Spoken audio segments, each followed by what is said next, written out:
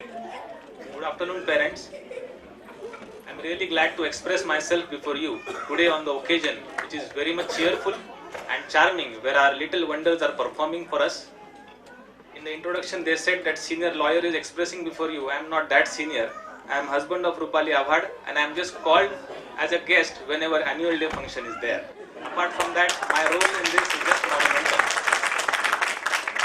Friends, I'm really very much thankful to have the chief guest with us, Mr. Pratap Somwanshi ji, his wife, Mrs. Somwanshi ji, and our friend, my close friend, Abhishek Krishna, who made it possible that these guests could come over here.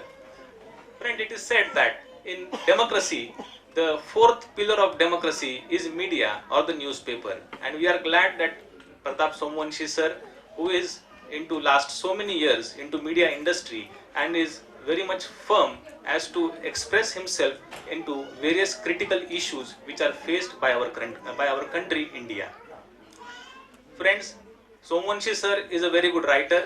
He is a poet, a very hard-working person, and also he is a socially active man. Apart from that, I would like to say, friends, that We Paradise has successfully completed its 6 years today, and this is the 6th annual day function of We Paradise. We Paradise was started by my wife Rupali Abhad 6 years ago, and because of the devotion, dedication and hard work of Rupali and all the colleagues of We Paradise, this could become a brand and could achieve considerable goodwill in Mayur Vihar and in the vicinity. Friends, as was told at the starting of the function, that we live in a country called as India, which is full of diversity. India is a country where we find people of all walks of life with different food habits, different cultures, different clothings, different traditions, different religions. They live in India, but still they are able to make a mark on the globe to be happily settling together. That is called as unity in diversity, for which India stands for in front of the world. Friends, when we as parents, we are also responsible. These kids, though, are dear to you, but they are the future assets of India. So it is a responsibility of all of you that you train the kids in such a way that these kids, they become not only the family asset, but they become asset of our nation, India. And when it was said many a times that Indian tradition is valued all over the world. And friends, अगर हिंदी में मैं समझाऊं तो भारतीय संस्कृति कैसे है, तो ऐसा कहा जाता है कि किसी और का छीन के खाओ तो वो विकृति है, तुम अपना खाओ मैं अपना खाऊं वो प्रकृति है, और तुम्हारे खाने की चिंता मैं करूं ये भारतीय संस्कृति है. So friends, we are the torch bearer of this Indian culture and tradition for which India is known all over the world. Vivekananda very wisely says that a child when it is born, it comes with closed feast. बच्चा पैदा होने के बाद मुट्ठियां बंद करके पैदा होता है, वो परिपूर्ण होता है. भगवान की सबसे बड़ी देन अगर पृथ्वी पे कोई है तो वो इंसान है.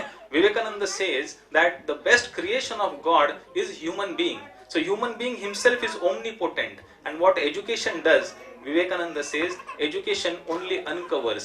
Education is the manifestation of what is already within you. बंद मुट्ठी का बच्चा सब कुछ अपने हाथों में लेके आता है. शिक्षक, इनके जैसे शिक्षक और ये शिक्षा प्रणाली बस वो मुट्ठी खोलने का और उसको अंतर्ज्ञान देने का काम करती है. फ्रेंड्स, विवेकानंद के बारे में एक 2 मिनट में, हम वकीलों की एक बुरी आदत होती है कि माइक मिल जाए, बोलने का अवसर मिले तो रुकते नहीं है, पर 2-3 चीजें मैं बोल के रुकना चाहूंगा, क्योंकि मैं ये समझता हूं कि it is our moral responsibility that when you parents are sitting in front of us, then we should tell some things which parents can inculcate in the kids also.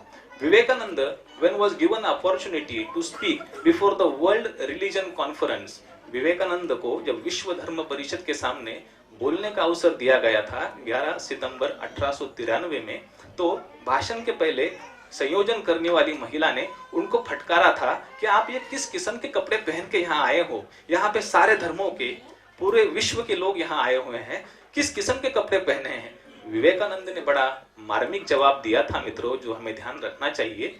उन्होंने कहा था, बहन जी, मैं उस देश का नागरिक हूँ, उस संस्कृति से नाता रखता हूँ जहाँ इंसान की पहचान उसके आवरण से, आभूषणों से नहीं होती, हमारे यहाँ पे इंसान की पहचान उसके गुणों से, संस्कारों से और अंतर सूची से होती है, उसके आत्मा की सूची से होती है। ये भारतीय संस्कृति है। ऐसे कहने वाले विवेकानंद ने दुनिया के इतिहास में अपनी छाप छोड़ी थी।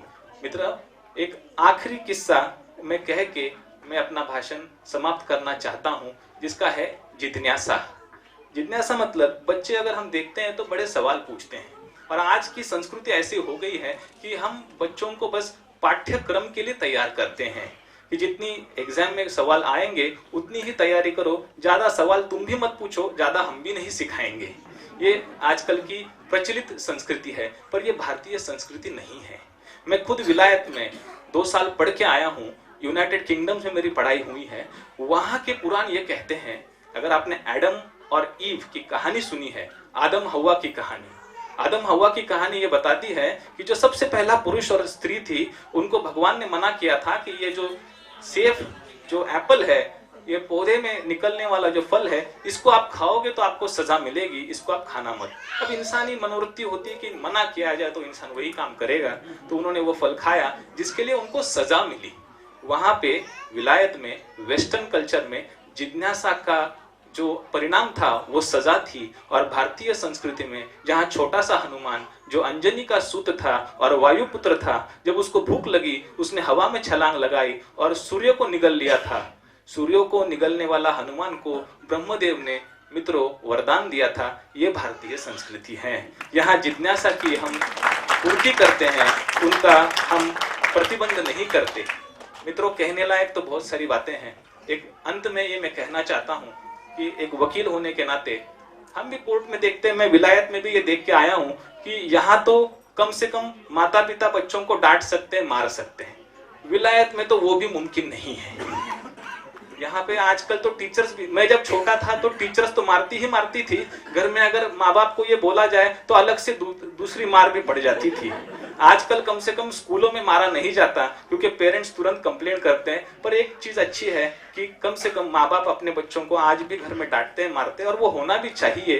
क्योंकि हम जो कोर्ट में देखते हैं कि जिस किस्म के मुजरिम वहां तैयार हो रहे हैं, वो इसीलिए तैयार होते हैं क्योंकि घर में माँ बाप उनके लिए वक्त नहीं दे पाते। इसीलिए एक कहावत है, वो कह के मैं अपना स्पीच खत्म करता हूँ। हमारे बचपन में हमें ये कहते थे, हमारे बचपन में कहा जाता था कि गुरु के द्वारा डांटा हुआ शिष्य, माँ बाप के द्वारा डांटा हुआ पुत्र, और सोनार, जो सोने का काम करते, सोनार के द्वारा पीटा हुआ सोना अंत में आभूषण ही बनते हैं। आज के इस शुभ अवसर पे मुझे यहाँ आने का और बोलने का अवसर मिला, इसलिए मैं भी पैराडाइज का आभारी हूँ। मैं इनको ढेर सारी शुभकामनाएं देता हूँ, और I am very much thankful that we are having guest mister Somwanshi ji, Mrs. Somwanshi ji, Advocate Abhishek ji, and all of you. I don't want to interfere and interrupt with the cheerful show which is already going on. I stop here and let's enjoy the further function. Thank you, friends.